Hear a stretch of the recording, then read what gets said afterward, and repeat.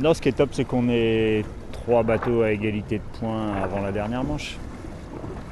C'est une satisfaction ça? Ça veut dire qu'il va falloir se battre jusqu'au bout et que c'est le résultat de la dernière manche qui va départager les ex-aequo et pas un classement au temps. Non, écoute, ça a été une belle bagarre. On a fait un très beau départ. Ça, j'étais pas habitué à ça non plus. Et puis, beau début de course. Après, un petit déficit de vitesse aux allures portantes là, en descendant vers Minorque. On a été un peu trop gourmand sur le côté gauche du parcours. On est tombé dans des zones où il n'y avait pas beaucoup de vent. Et du coup, on a un peu laissé les camarades de jeu s'échapper. Et puis on a réussi à en repasser un cette nuit entre Minorque et Barcelone. Mais c'est de bonne guerre puisque c'est lui qui nous avait tapé entre la Corse et Nice. Donc on rééquilibre les choses. Ouais, mais nous on est des gens assez simples de la campagne. On aime bien mettre l'église au milieu du village.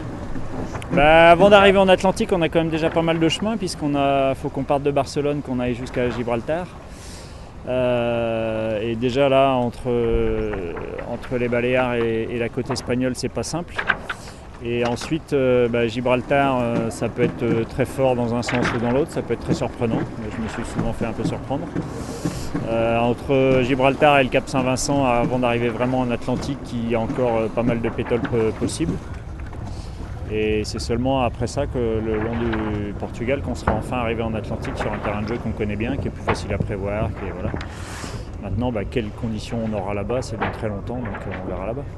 Là, pour venir de Nice, on a quand même eu du vent à peu près tout le temps, sauf cette nuit, et encore ça n'a pas duré très longtemps. Ça a été on a eu une transition plus facile que ce qu'on pensait.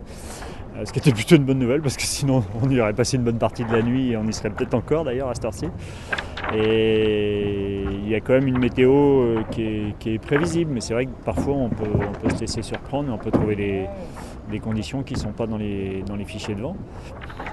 Maintenant, ça fait aussi partie du jeu que d'être capable de s'adapter face à une stratégie qui n'est pas forcément claire.